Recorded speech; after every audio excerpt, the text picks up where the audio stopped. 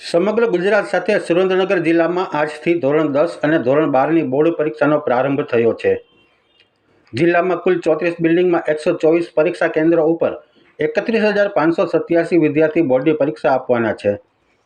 ધોરણ 10માં 19,833 વિદ્યાર્થી, ધોરણ 12 સામાન્ય પ્રવાહમાં 10,488 વિદ્યાર્થી અને ધોરણ 12 સામાન્ય પ્રવાહમાં 1266 વિદ્યાર્થી પરીક્ષા આપી રહ્યા છે। વિદ્યાર્થીઓ શાંત ચિત્તે મુક્ત વાતાવરણમાં પરીક્ષા આપી શકે તે માટે તંત્ર દ્વારા જરૂરી વ્યવસ્થા કરવામાં આવી છે। પરીક્ષાના પ્રથમ દિવસે જિલ્લા કલેક્ટર શ્રી ડૉક્ટર રાજેન્દ્રકુમાર પટેલ અને જિલ્લા શિક્ષણાધિકારી શ્રી A.M. ઓઝાએ આરપીપી ગર્લ્સ હાઈસ્કૂલ ખાતે વિદ્યાર્થીઓને ગુલાબનું ફૂલ આપી શુભેચ્છા પાઠવી હતી। નાયબ મુખ્ય દંડક શ્રી જગદીશભાઈ મકવાણાએ DNT હાઈસ્કૂલ ખાતે ઉપસ્થિત રહી વિદ્યાર્થીઓને શુભેચ્છા પાઠવી હતી। એટલે કે તારીખ 27 ફેબ્રુઆરીથી લઈને 15 માર્ચ સુધી ચાલવાની છે, ત્યારે સુરેન્દ્રનગર જિલ્લા વહીવટતંત્ર તરફથી તમામ પ્રકારની તૈયારીઓ કરી દેવામાં આવી છે। 70 જેટલા ક્લાસ 1 અને ક્લાસ 2 અધિકારીઓની ઓબ્ઝર્વર તરીકે નિમણૂક કરવામાં આવી છે।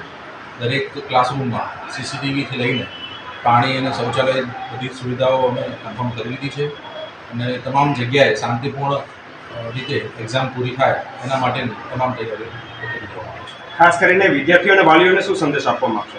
વિદ્યાર્થીઓને ખાસ મારો સંદેશ એ રહેશે કે બોર્ડની એક્ઝામ છે છતાં પણ રિવિઝન વ્યવસ્થિત રૂપે જો કરવામાં આવે તો સ્ટ્રેસ અને તણાવથી દૂર રહીને જેટલું પણ અભ્યાસ કર્યો છે એ પ્રમાણે સારી રીતે એક્ઝામ આપી શકે અને સારો સ્કોર કરી શકે અને ખાસ આ તબક્કાની અંદર સ્ટ્રેસથી દૂર રહે એવી મારી સલાહ છે।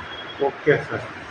પરીક્ષાનો પ્રારંભ થઈ રહ્યો છે, કેટલા વિદ્યાર્થીઓ? 27 ફેબ્રુઆરી 2025 થી ગુજરાત માધ્યમિક અને ઉત્તર માધ્યમિક શિક્ષણ બોર્ડ ગાંધીનગર દ્વારા લેવાતી બોર્ડની પરીક્ષાનો પ્રારંભ થઈ રહ્યો છે, ત્યારે આરપીપી ગર્લ્સ સ્કૂલ સાથે અમારી જિલ્લા પરીક્ષા સમિતિના અધ્યક્ષ શ્રી કલેક્ટર સાહેબ RM પટેલ સાહેબના હસ્તે વિદ્યાર્થીઓને આવકારવાનો પ્રોગ્રામ કરવામાં આવ્યો અને વિદ્યાર્થીઓને શુભેચ્છાઓ પાઠવવામાં આવી કે વિદ્યાર્થીઓ સ્ટ્રેસ રહિત રહીને બિલકુલ તણાવ વગર પરીક્ષા આપે અને ભયમુક્ત વાતાવરણમાં સારું રિઝલ્ટ લાવે, કારણ કે વિદ્યાર્થીઓ અભ્યાસ તો કરી જ ચૂક્યા છે, માત્ર ને માત્ર રિવિઝનની જરૂર છે। રિવિઝન કરીને સારું પરિણામ લાવી શકાશે એવી સાહેબે શુભેચ્છાઓ પાઠવી છે। આ સાથે હાલના તબક્કે 124 કેન્દ્રોની અંદર કુલ 31,587 વિદ્યાર્થીઓ પરીક્ષા આપી રહ્યા છે અને બધા માટે પૂર્ણ તસદીર રૂપે બસની, હેલ્થની તમામ સુવિધાઓ પૂરી પાડવા માટે કલેક્ટર સાહેબશ્રીએ સૂચન કર્યા।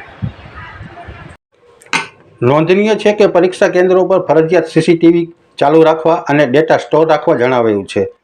વીજ પુરવઠો ન ખોરવાય તેની તાકીદ કરાઈ છે। જો વીજ પુરવઠો ખોરવાય તો જનરેટરની વ્યવસ્થા રાખવા પણ જણાવાયું છે।